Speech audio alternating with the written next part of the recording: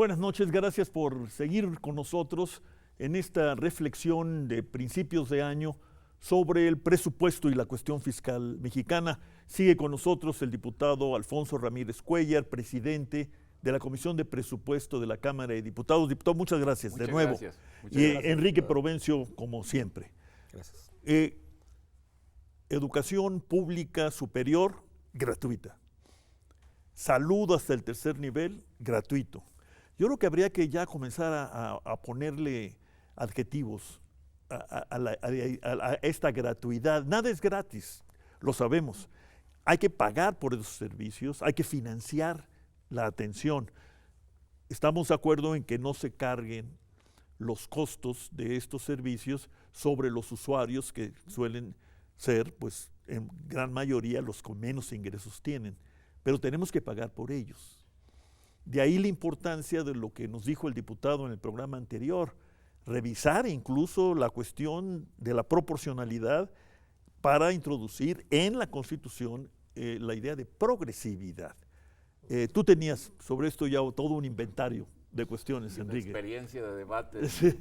en el Congreso local. Efectivamente, porque cuando se estaba discutiendo la Constitución de la Ciudad de México, no fue posible introducir el concepto de progresividad fiscal, pues en la tradición mexicana el que sigue reinando es el de proporcionalidad. Por eso es tan importante el tema que nos planteó el diputado Ramírez Cuéllar, pero nos planteó otros temas de discusión muy importantes. Primero, el altísimo volumen de recursos que se nos pierden por las renuncias tributarias, el presupuesto de gastos fiscales.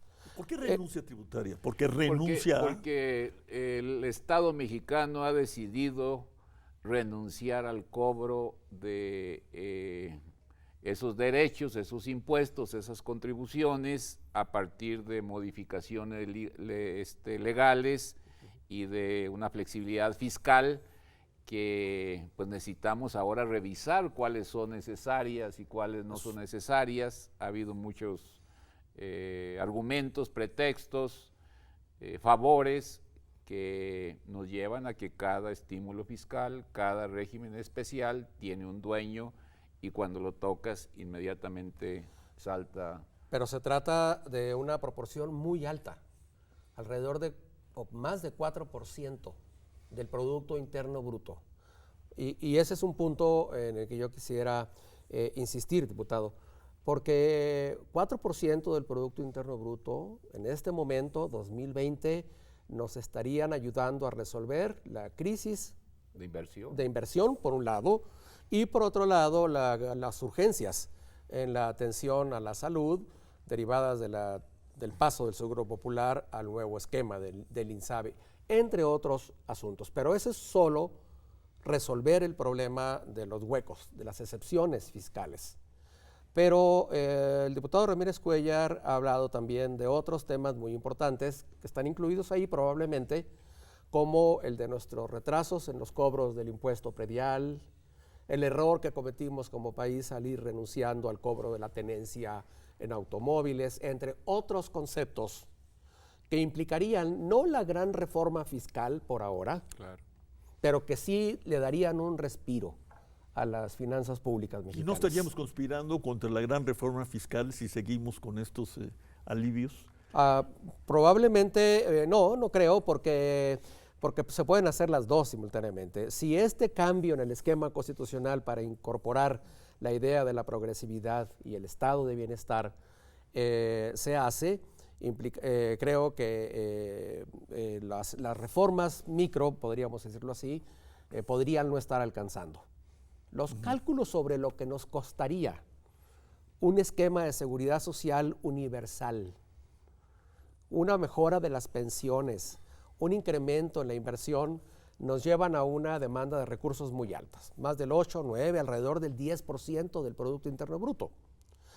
Pero empezar por ese 4%, que sería factible sin la gran reforma, sería un primer paso. Y yo diría, pensemos en los años que vienen. 2021 es la elección intermedia. Así que hagámonos cargo de las dificultades. Y 2022 es la elección La revocación más de grande, mandato. que es la revocación de mandato. Entonces, tenemos acontecimientos políticos que pues ya nos modificaron el calendario de la discusión normal que se había planteado al inicio del gobierno, ¿no? Yo creo que este año es el año donde debíamos de 2020 para ponernos de acuerdo en esta gran convención, invitando absolutamente a todos.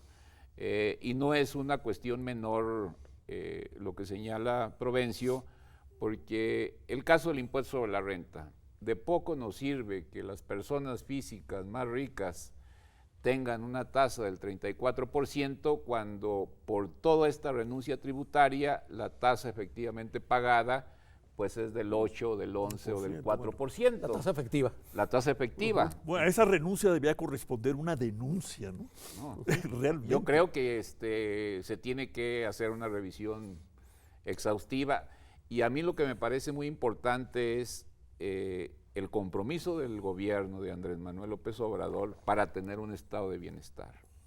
Estado de bienestar con todas sus letras y con todas sus implicaciones debe quedar explícitamente puesto en la Constitución. El Estado mexicano es un estado de bienestar que va a ser financiado por los mexicanos, y los mexicanos debemos de pagar bajo el concepto de la progresividad, y debemos de pagar en función de nuestras propiedades inmobiliarias, de nuestras propiedades financieras, de nuestra riqueza y también de nuestros ingresos. Creo que eso es lo, como dice el comercial, es lo justo. Solamente así sostenemos un estado de bienestar. Definitivamente. Para mí, yo creo que hay que jugárnosla el todo por el todo para tener este sistema de salud universal que está proponiendo el gobierno, esta gratuidad y universalidad en materia educativa. Creo que son luchas que vale la pena dar, y pues ya tenemos que empezar a platicar entre todos. Enrique. Y hay un asunto en la discusión de fines de 2019, tuvo su peso, que es el de la revisión o discusión del Pacto Fiscal Federal. Empiezan a verse ya estados de la República, o por lo menos sus liderazgos, sus autoridades, los gobernadores, que cuestionan la distribución de los recursos fiscales, que en pocas palabras dicen: Chihuahua, Nuevo León, otros estados están generando más ingresos que los que reciben. Eso, en pocas palabras, lo que implica es someter a revisión un esquema de distribución fiscal que ya lleva sus 40 años y que ha permitido una asignación mayor a estados que están más rezagados en el desarrollo. Es un asunto mayor, a mi juicio, porque lo que estaba cuestionando es nada más y nada menos que el Pacto Federal, y que abre, no amenazas inmediatas, es cierto, pero abre la fisura para que algunos estados empiecen a plantear un esquema distinto de cómo aportar impuestos a la federación. Aquí el problema que tenemos es que es un federalismo fiscal sin sujetos, porque está la ausencia de gobernadores y de presidentes municipales que luchen por un verdadero federalismo fiscal, donde implica corresponsabilidad e implica también la exigencia de una justa distribución. Pero hasta ahora, pues los gobernadores han brillado por su ausencia, siguen con el trato tradicional. O sea, el caminito de la Secretaría de Hacienda. El camino de la Secretaría de Hacienda, ahora con mayores restricciones, porque hemos decidido quitar correctamente el ramo 23, pero sus reclamos son como la sustitución de viejos privilegios condensados en un ramo que generaba muchísimas distorsiones y mucha corrupción, y todavía no se alcanza a presentar una plataforma de corresponsabilidad y de exigencia para sentar las bases de un acuerdo nacional. Yo creo que el otro día Corral organizó un foro, y yo le dije, pues faltan los sujetos del federalismo fiscal, y es el problema también de una especie de pasmo de muchos actores políticos y de gobiernos que no nos permite avanzar. Y falta una precaución, ¿no? Que no confundamos el tema de la injusticia federal de la que muchos hablan, con el tema de la falta de recursos. Así es. Vamos a acabar, se los decía yo en un foro en Torreón sobre el tema, vamos a acabar repartiéndonos las migajas, ¿no? Las Y migajas. no se trata de eso, se trata de tener un fondo Así es, mayor, ¿no? porque centrar todo en la fórmula general del 80-20 y subirle a 70-30, pues es la misma cobija, entonces no nos Exacto, resuelve no nada, resuelve como nada. dice Rolando, ¿no? Y sobre todo no lo resuelve cuando lo que estamos viendo es que muchos estados han renunciado a cobrar incluso los impuestos locales a los que sí tienen Claro. derecho. Y el caso más flagrante es el del cobro del impuesto predial, ¿no? Vamos a una pausa y continuamos.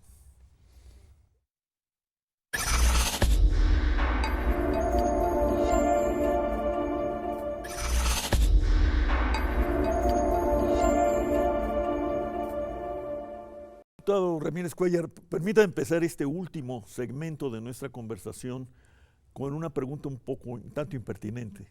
La claridad a que usted convoca para hablar del tema, para enumerar los capítulos del tema y acercarse a las implicaciones, no es usual. Y me da mucho gusto escucharlo. Pero la pregunta impertinente sería, ¿qué tanto eco ha encontrado usted entre...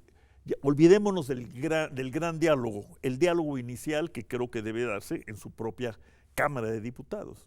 Pues yo creo que la vida ya nos enfrentó a la realidad. Hemos hecho una reforma muy avanzada en materia educativa. Sin embargo, ¿cómo la concretamos? Y todos ya entienden que haber establecido por mandato de la Constitución el carácter gratuito y universal de la educación superior implica y exige recursos. Si nosotros queremos cumplir con eso mismo que hemos aprobado y que lo hemos llevado hasta la Carta Magna y que se convierte en mandato ineludible, entonces tenemos que honrar nuestra palabra. Hemos edificado un proyecto de salud universal, gratuita para todos aquellos que no tienen seguridad social, y también nos va a implicar recursos. Entonces yo creo que tenemos que aprovechar dos cosas. Primero, que este gobierno está acreditando un gasto racional, que no está derrochando, que la gente sabe que se está gastando bien su dinero. Y segundo, que tiene este gobierno un propósito definido, claro, contundente, de sentar dos de los pilares fundamentales de cualquier estado de bienestar, que es educación y que es salud. Yo creo que al mismo tiempo pues tenemos que encontrar el mecanismo para llenar el otro pilar, que es una fuerte inversión. Tenemos arrinconada la banca de desarrollo, está ya arrumbada. Como y que con ella podríamos tener el principio de un nuevo pilar para el financiamiento. Sí, o sea, porque ¿no? Es una movilización de recursos muy fuerte. Ahí hay ahorro, hay fondos, hay fideicomisos, pero como que está pasmada, arrumbada, cuando una cuarta transformación implica, si se quiere, una banca de fomento de carácter mixto o solamente pública, como sea, pero yo creo que ya llegó la hora de que la banca de desarrollo de nuestro país entre a jugar un papel distinto, ¿no?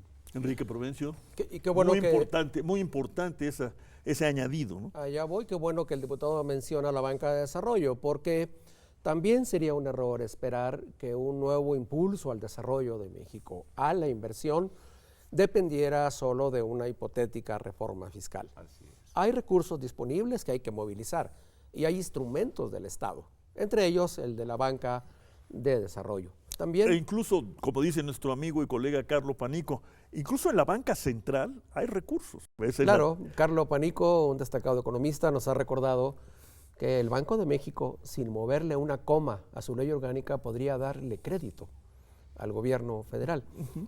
No lo hace. No se nos ha explicado bien por qué, pero hay instrumentos financieros, monetarios, y sobre todo la oportunidad de echar adelante un acuerdo de inversiones que ya empezó a operar a fines de 2019, que habrá que ver cómo fluye en 2020 y años subsiguientes. Pero en efecto, el instrumento llamado Banca de Desarrollo tiene todavía un potencial muy alto. Y también la oportunidad de que las tasas de interés los próximos años sean más favorables para la inversión. Dicho esto, en efecto, de lo cual dependería en buena medida el crecimiento de las inversiones, tanto privadas como públicas, en efecto, el espacio hacendario todavía es amplio. Pero ¿Y qué quieres decir con este espacio hacendario o Hay- espacio fiscal? hay Enrique. dos aspectos. Uno de ellos ya lo mencionó el diputado, que es que hay diferentes reformas que le darían al Estado mexicano más recursos, entre ellos el del presupuesto de gastos fiscales o las renuncias tributarias y también Es un concepto que acuñó la CEPAL Ajá. y que La renuncia porque tributaria. el Estado está renunciando a cobrar lo que por derecho le a corresponde. nivel federal, estatal y municipal. Ese es uno. Pero hay también un espacio fiscal en algo que no hemos tocado demasiado en este programa, que es que habrá que discutir también si el gobierno federal no puede usar mejor su oportunidad de obtener más crédito para enfrentar estas necesidades, sobre todo de inversión. Y en ese aspecto, la política hacendaria de 2020 es tan convencional como la de 2019 y años anteriores. Ha puesto por delante una meta de superávit primario.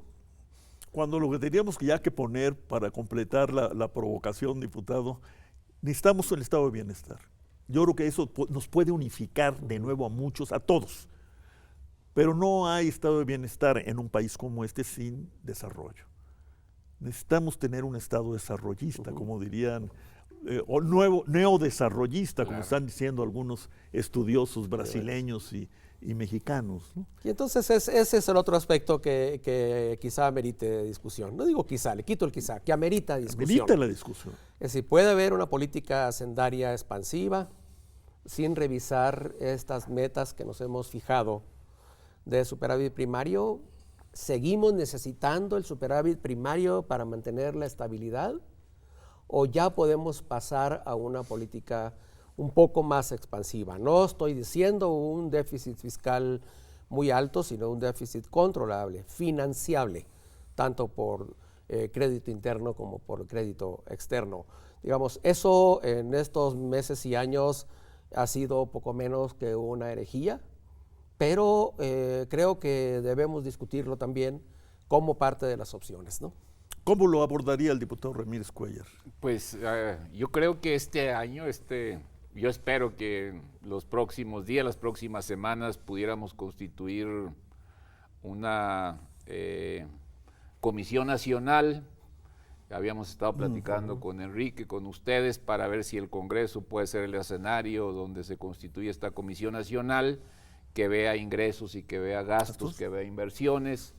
Me parece a mí que el presidente de la República tiene una convicción de justicia y de desarrollo muy clara, y creo que, como dice Rolando, el estado de bienestar nos puede unificar a todos con el costo de los derechos, ponerlos de manera clara, y también un programa para disminuir las desigualdades tan grandes que existen en el país.